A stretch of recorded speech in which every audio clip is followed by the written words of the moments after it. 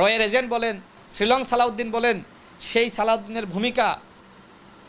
সালাউদ্দিনের ভূমিকা কি সেইটা জামাতের আর একজন প্রভাবশালী নেতা তিনি আমাকে বলেছেন, জনাব সালাউদ্দিন আহমেদ তিনি রয়ের এজেন্ট ছিলেন, তিনি আসলে গণঅভ্যুত্থান চাননি, আমি রাশেদ খান একলা দাঁড়িয়ে যাব। আমি সাক্ষী, আল্লাহ সাক্ষী, ওই সময় জামাতের একজন শীর্ষ নেতা তার সাথে জনাব তারেক রহমানের কথা বলিয়ে দিয়েছিলেন জনাব সালাউদ্দিন আহমেদ। এত পারদর্শী হয়ে থাকেন, তার যে আইনগত ভাষায় তিনি কথা বলছেন, পাল্টা আইনের ভাষায় আপনারা কথা বলেন। স্বরাষ্ট্রমন্ত্রী জনাব সালাউদ্দিন আহমেদকে আমিই বলেছিলাম, জনাব তারেক রহমান তিনি ওই সময় বিএনপির ভারপ্রাপ্ত চেয়ারম্যান ছিলেন, তাকে বলে ওই সময় আক্তার হোসেনের সাথে তার যোগাযোগ হয়েছিল, মানে যোগাযোগটা কি ভায়া, এবং সেই ভাড়াটা কিন্তু আমি ছিলাম। গণ অভ্যুত্থানের যে প্রেক্ষাপট 2018 সালের কোটা সংস্কার আন্দোলন, সর্বপ্রথম আমি রাশেদ খান অ্যারেস্ট হয়েছিলাম। আমি ওই সময় বলেছিলাম যে এইটা কি তার বাপের রাষ্ট্র? এরপরে শেখ হাসিনাকে কটূক্তি করার মামলা আমার নামে হয়েছিল, আমি একটানা 15 দিন রিমান্ডের নির্যাতনের শিকার হয়েছি। আজকে সেই বিপ্লবীরা আমার সামনে এসে বলে, বড় বড় কথা বলে, গণ অভ্যুত্থানের পরে বিপ্লবী হয়েছে। আমি যে সময় 18 সালে বলেছিলাম যে এইটা কি তার বাপের রাষ্ট্র, তোমাদের কলিজা থাকলে দেখাও তো এই ধরনের বক্তব্য একজনও দিয়েছিল। এই বক্তব্য দিয়ে আমি জেলে গিয়েছিলাম 18 সালে। সেই 18 সালে আজকে বড় বড় বিপ্লবী আমার সামনে এসে হাজির, আমাকে নিয়ে লেখে বক্তব্য দেয়, গান তৈরি করে, হ্যাঁ, আমাকে নিয়ে বিভিন্ন ধরনের ট্রল করে। অথচ ওই বিপ্লবীদেরকে এখন যাদেরকে দেখতেছি, আমি তো দেখি নাই ভাই, এই বিপ্লবীরা যদি 18 সালে আমাদের সাথে নামতো বা এরপরে নামতো, 18 সাল থেকে তো 24 সাল নুরুল হক নূর, রাশেদ খান, আমরাই তো আসলে আন্দোলনটা টেনে নিয়ে গিয়েছি, তাই না? যখন বড় দলগুলোকে গুম করা হয়েছে, আমি স্বীকার করি যে জামাত শিবিরের অসংখ্য নেতৃবৃন্দকে গুম করা হয়েছে, ক্রসফায়ার দেওয়া হয়েছে, তাদের সাথে জুলুম করা হয়েছে, কিন্তু এই জুলুমের শিকার হওয়ার পরেও আজকে তারা এমন একটি প্রেক্ষাপট আমাদের নিয়ে তৈরি করছে যে আমরা মনে হয় জুলাই গাদ্দার। আরে ভাই, এই বাংলাদেশের জুলাই তো আমাদের নেতৃত্বের যে আন্দোলন, কোটা সংস্কার আন্দোলন, ওই কোটা সংস্কার আন্দোলনের মধ্য দিয়ে তো জুলাই জন্ম হয়েছে। সুতরাং আজকে আপনি আমাকে জুলাই গাদ্দার বানাচ্ছেন, আমরা নাকি জুলাইয়ের বিরুদ্ধে শক্তি, আমরা নাকি সংস্কার চাই না। কোটা সংস্কার আন্দোলন সফল করার পরে আমরাই বলেছিলাম রাষ্ট্র সংস্কার করতে হবে। আজকে সংবিধান সংস্কারের কথা বলেন, ওই সময়কার একটা ভিডিও দেখান তো, আমি চ্যালেঞ্জ করে বলতে পারি আপনি দেখাইতে পারবেন না। আমরা বলেছিলাম, নুরুল হক নূর, আমার অসংখ্য বক্তব্য আমরা দেখাইতে পারবো যে আমরা কোটা সংস্কার আন্দোলনের পরে আমরা বলেছি যে আমরা রাষ্ট্র সংস্কার চাই। দেখেন এখনকার যে সংস্কারের আলোচনা, যখন গণ অধিকার পরিষদ গঠিত হয় তখন কিন্তু গণ অধিকার পরিষদের 21 দফা কর্মসূচি ছিল, এবং এই কর্মসূচি আমি নুরুল হক নূর সহ নেতৃবৃন্দ আমরা বসে নিজেরা তৈরি করেছিলাম।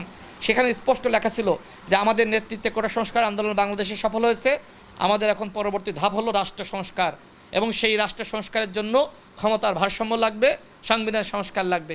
এই কথাগুলো তো আমাদের বয়ান, আজকে আমাদের বয়ান, আজকে সেই বয়ানগুলো আপনারা মানে ধার করে আজকে আমাদেরকে এই জুলাই গাদ্দার বানাচ্ছেন। What is this? এই বাংলাদেশে গণ অভ্যুত্থানের যে সূত্রপাত সেটা 18 সাল থেকে তৈরি হয়েছে, এবং 18 সাল থেকে 24 সাল পর্যন্ত মাঠের আন্দোলন আমরা টেনে নিয়ে গিয়েছি। যখন বড় দলগুলো তারা অনেকটা নামতে পারছে না, গুম করা হচ্ছে, তাদের বাসা বাড়িতে থাকতে দেওয়া হচ্ছে না, গণগ্রেপ্তার শুরু হয়েছে, আমরা কিন্তু সাহস নিয়ে সবসময় রাজপথে ছিলাম। আমাদের ভিতরে ওই ধরনের সংকল্প ছিল যে আমাদের জন্মই হয়েছে মৃত্যুর জন্য, আমাদের জন্মই হয়েছে আন্দোলনের মধ্য দিয়ে। দেখেন, আমি কিন্তু একজন সাধারণ শিক্ষার্থী ছিলাম, আমার কখনো স্বপ্নই ছিল না যে আমি রাজনীতি করব। আমি রাজনীতি করলে তো সেই ফার্স্ট ইয়ার থেকে ছাত্রদল বা ছাত্রলীগ করতে পারতাম। আমি রাজনীতি কখন শুরু করেছি জানেন? 2018 সালের কোটা সংস্কার আন্দোলন সফল হওয়ার পরে 2019 সালে যে ডাকসু নির্বাচন হয়েছে, ওই ডাকসু নির্বাচনের পর থেকে আমি ছাত্র রাজনীতি শুরু করেছি। তো ধান্দাবাজি চান্দাবাজি তো ভালোই করতে পারতাম, ক্ষমতাসীন দল, আমি কিন্তু রাজনীতির দিকে আমি যাইনি। আমি যে সময় রাজনীতির দিকে গিয়েছি সেটা আসলে এক ধরনের সময় এবং চাহিদার প্রেক্ষাপটে, যে কেউ আসলে কথা বলছে না, প্রতিবাদ করছে না, ওই জালিম পতনের যে প্রেক্ষাপট, সেই প্রেক্ষাপট আমরা তো সৃষ্টি করেছিলাম। এবং ওই আন্দোলন করতে গিয়ে সর্বপ্রথম আমি একটানা 15 দিন রিমান্ডের নির্যাতনের শিকার হয়েছিলাম। আজকে বড় বড় বিপ্লবী দেখে আমার আফসোস লাগে যে সেই বিপ্লবীদেরকে তো আমরা ওই সময় নেতৃত্বের জায়গায় পাইনি। 24 সালে আবারও কোটা ফিরে আসলে আমি তখন সিদ্ধান্ত নিয়েছিলাম যে এইবার এই কোটা সংস্কার আন্দোলনকে আর কোটা সংস্কার আন্দোলনের মধ্যে রাখা যাবে না, এই কোটা সংস্কার আন্দোলনকে রাষ্ট্র সংস্কার আন্দোলনে পরিণত করতে হবে। এবং সেই সময় আমি রাশেদ খান, বিএনপির বর্তমানে মাননীয় স্বরাষ্ট্রমন্ত্রী জনাব সালাউদ্দিন আহমেদকে আমিই বলেছিলাম যে পিএমকে, মাননীয় প্রধানমন্ত্রীকে, এখন যিনি মাননীয় প্রধানমন্ত্রী জনাব তারেক রহমান, তিনি ওই সময় বিএনপির ভারপ্রাপ্ত চেয়ারম্যান ছিলেন, তাকে বলেন যে এই আন্দোলনকে আমাদের জাতি মুক্তির আন্দোলনে পরিণত করতে হবে। আমি জানতাম যেহেতু আমার অভিজ্ঞতা আছে এই আন্দোলনে, তাই না, কখন হাসিনা বাধা দিতে পারে, কি করবে, মোটামুটি আমি অ্যাজাম্পশন করতে পারতাম। আমি তাকিয়েছিলাম সেই জায়গায় যে বাধা আসলেই বাঁধবে লড়াই। যখন হাসিনা বাধা দিয়েছে, লড়াইটা কিন্তু আমরা শুরু করে দিয়েছি। এই আন্দোলনে অনেক পলিটিক্যাল হিস্ট্রি আছে। আমি একটি গণঅভ্যুত্থান নিয়ে আমি একটি বই লিখতেছি। আমার কাছে যে স্টাডি আছে, আমি এতটুকু চ্যালেঞ্জ করে বলতে পারি, গণঅভ্যুত্থানে এখনও পর্যন্ত এত স্টাডি কেউ করে নাই। শুধু একটা ঘটনা বলি, গণঅভ্যুত্থানে হেফাজতে ইসলামের যে ভূমিকা আছে, এই ভূমিকা অতুলনীয়। অনেকে হেফাজতের নেতৃবৃন্দের একটা অংশকে নিয়ে সমালোচনা করে, কিন্তু গণঅভ্যুত্থানের সময় হেফাজতে ইসলামের আরেকটা অংশ যে ভূমিকা রেখেছে, সেই ভূমিকা সম্পর্কে যদি আমি বলি তাহলে এদেশের মানুষ অবাক হয়ে যাবে। এইভাবে কিন্তু দল সংগঠনগুলো কাজ করেছে। আর আপনি যাকে রয়ের এজেন্ট বলেন, শ্রীলং সালাউদ্দিন বলেন, সেই সালাউদ্দিনের ভূমিকা কি, সেইটা জামাতের আর একজন প্রভাবশালী নেতা তিনি আমাকে বলেছেন, সেটা আমার বইতে থাকবে। আজকে কাকে নিয়ে আপনি কথা বলেন, মানে আমি চাচ্ছি যে বলেন, কিন্তু একটা সময় যখন আশা করি আমার এই বইটা বের হবে, তখন আপনার মুখটা বন্ধ হয়ে যাবে। আজকে বিএনপির সম্পর্কে জামাতের মূল্যায়ন, জনাব সালাউদ্দিন আহমেদ সম্পর্কে জামাতের একজন প্রভাবশালী নেতার মূল্যায়ন, যে ওই সময় কী হয়েছিল, জাস্ট এতটুকু বলি। ওই সময় জামাতের একজন শীর্ষ নেতা, তার সাথে জনাব তারেক রহমানের কথা বলিয়ে দিয়েছিলেন জনাব সালাউদ্দিন আহমেদ ওই আন্দোলনের সময়, যাতে করে জামাত আন্দোলনের নামে। তার মানে কি? তার মানে জামাতকে আন্দোলনে সম্পৃক্ত বা সমন্বয় কে করলো? বিএনপি। এছাড়া হেফাজতে ইসলামকে নামানোর জন্য ওই সমন্বয়টা কে করেছিল জানেন? ওই সমন্বয়টাও বিএনপি করেছিল। সেই হিস্ট্রি এবং প্রমাণগুলো আমার কাছে আছে। আমি খুব শীঘ্রই আমার বইটা ইনশাল্লাহ বের হবে, তখন মানুষ জানবে যে কিভাবে ওই সময় বিএনপি, জামাত ইসলাম, হেফাজত ইসলাম, গণ অধিকার পরিষদ সহ যারা ফ্যাসিবাদ বিরোধী লড়াইয়ের পলিটিক্যাল পার্টিগুলো ছিল, কিভাবে একসাথে কাজ করেছে। হ্যাঁ, পরবর্তীতে হয়তো ক্ষমতার দ্বন্দ্বে এক ধরনের বিভক্তি সৃষ্টি হয়েছে, কিন্তু গণঅভ্যুত্থান পর্যন্ত, 5 আগস্ট পর্যন্ত বিএনপি, জামাত, হেফাজত ইসলাম, গণ অধিকার পরিষদ সহ এদেশের ফ্যাসিবাদ বিরোধী শক্তি একসাথে কাজ করেছে। আমি এটা মূল্যায়ন করছি। আজকে অনেকে বলছে না যে 24-এর গণ আন্দোলনে বা জুলাই গণ অভ্যুত্থানে বিএনপির কোনো মিছিল দেখা যায় না। বিএনপির মহাসচিব বলেছিল আমরা তো আন্দোলনে নাই, বলেছিল না আমরা তো আন্দোলনে নাই। তিনি ওই সময় বলেছিলেন যে এইটা ছাত্রদের আন্দোলন, ছাত্ররা আন্দোলন করছে। তিনি এটাই বোঝাতে চেয়েছিলেন যে আমরা পলিটিক্যাল পার্টিগুলো আমাদের আলাদা আন্দোলন রয়েছে। আসলে ওই সময় পর্যন্ত ওইটাই ছিল, ছাত্রদের আন্দোলনই ছিল। এমনকি ছাত্রদের পক্ষ থেকেও এটিও বলা হয়েছিল, আরও অনেক হিস্ট্রি কিন্তু আমার কাছে আছে। ছাত্রদলকে এনসিপির বর্তমান আহ্বায়ক নাহিদ ইসলাম নিজেই বলেছিলেন যে আপনারা সামনে এসেন না, আপনারা ভিতরে থেকে আমাদেরকে সহযোগিতা করেন। তার মানে কি? তার মানে ছাত্রদল বা বিএনপি সামনে থেকে আন্দোলনের নেতৃত্বে আসলে ওই আন্দোলনটা বিতর্কিত হতে পারে, ওটাকে পলিটিক্যাল কালার দিতে পারে, যে কারণে এটা একটা কৌশল ছিল। ঠিক রাত 10টার সময় ভার্চুয়াল সাংবাদিক সম্মেলন করে বিএনপির সিনিয়র যুগ্ম মহাসচিব জনাব রুহুল কবির রিজভী তিনি কিন্তু ছাত্রদের আন্দোলনে সমর্থন দিয়েছিলেন, এটা দলের পক্ষ থেকে। অর্থাৎ মাঝখানে যে ঘটনাটা একটু সমন্বয়হীনতা আপনি দেখলেন, এই সমন্বয়হীনতাকে কাটিয়ে ওঠার জন্য স্থায়ী কমিটির মিটিং করে সিদ্ধান্ত নেওয়া হলো যে বিএনপি এই আন্দোলনে সংহতি জানাবে, সমর্থন জানাবে, বিএনপি এই আন্দোলনে থাকবে। মাত্র অল্প কিছু সময়ের ঘটনা।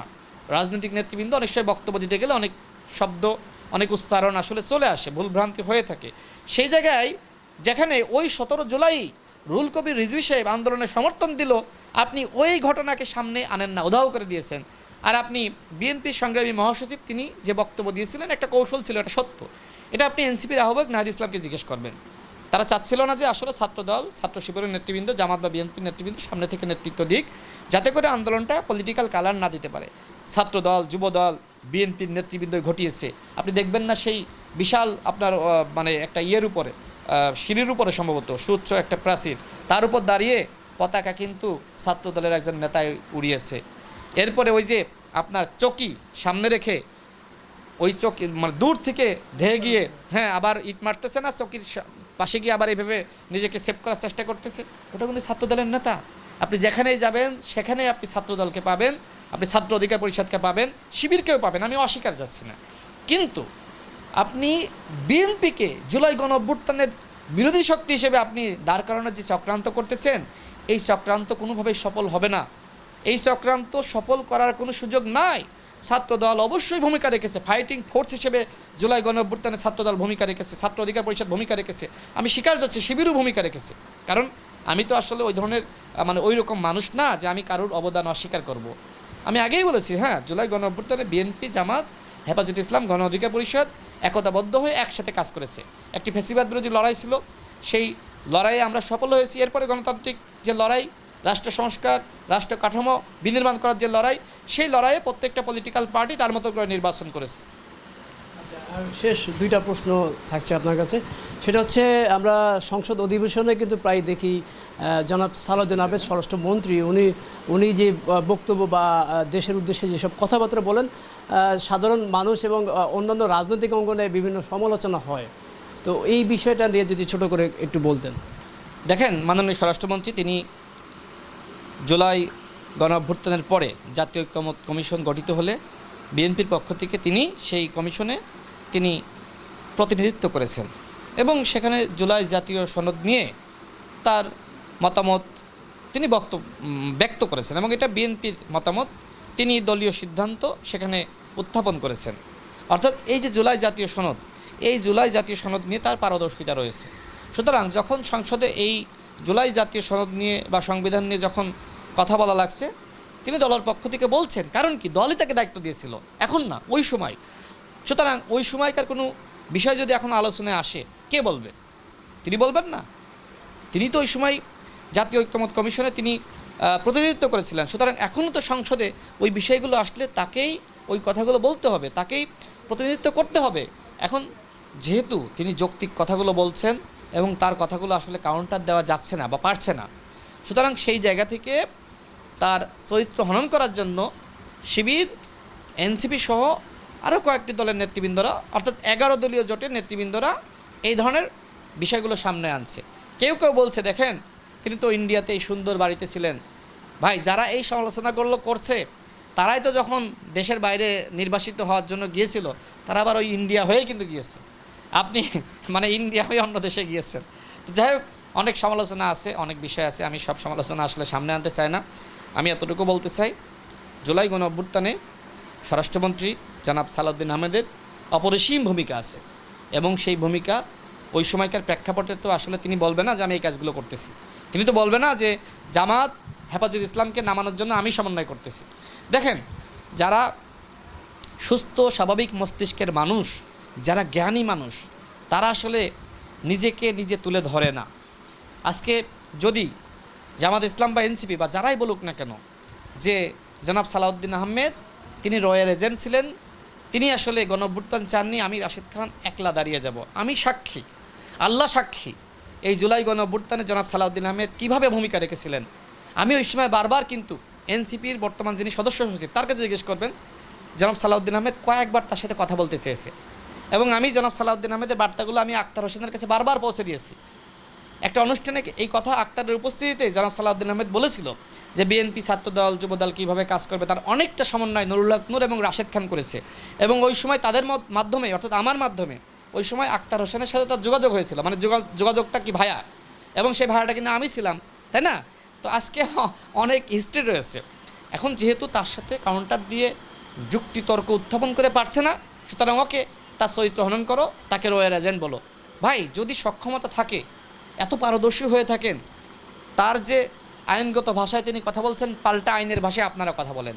ব্যক্তিগত আক্রমণ করে নিজেদেরকে ছোট করেন না, খাটো করেন না।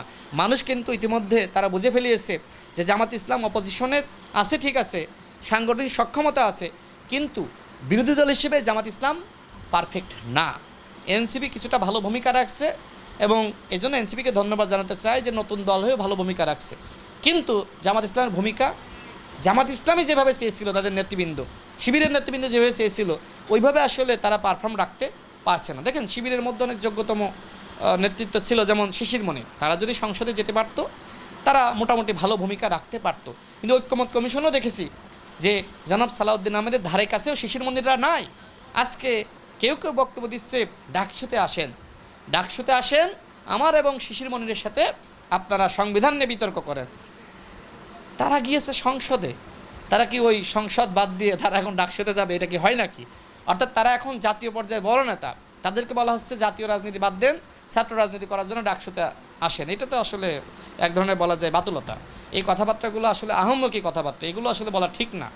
রাজনৈতিক ভাষায় অনেক কথাবার্তা আসে, কিন্তু রাজনৈতিক নেতৃবৃন্দ, যারাও গণঅভ্যুত্থানের শক্তি, আপনিও গণঅভ্যুত্থানের শক্তি। সুতরাং একজন আরেকজনকে নিয়ে চরিত্র হনন করার ব্যাপারে আপনার সতর্ক এবং সাবধান থাকা উচিত। জনাব সালাউদ্দিন আহমেদ জুলাই গণঅভ্যুত্থানে অপরিসীম ভূমিকা রেখেছে এবং এটি আপনি হেফাজতের নেতৃবৃন্দ, জামাতের নেতৃবৃন্দকে জিজ্ঞেস করবেন, দেখবেন জামাতের নেতৃবৃন্দ কিন্তু জনাব সালাউদ্দিন আহমেদকে নিয়ে, যারা শীর্ষ পর্যায়ের নেতৃবৃন্দ, কেউ কিছু বলে না, হেফাজতের নেতৃবৃন্দ বলে না।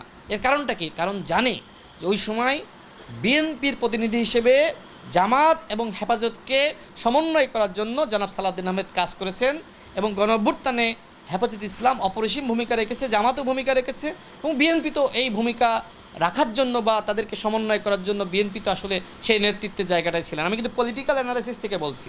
আর এদিকে তো ছাত্ররা তাদের নেতৃত্ব ছিল, ছাত্রদের নেতৃত্বের সাথে পলিটিক্যাল পার্টিগুলো যে নামবে, তাদের যে নেতৃত্ব দিতে হবে সেই নেতৃত্ব আবার বিএনপি দিয়েছে।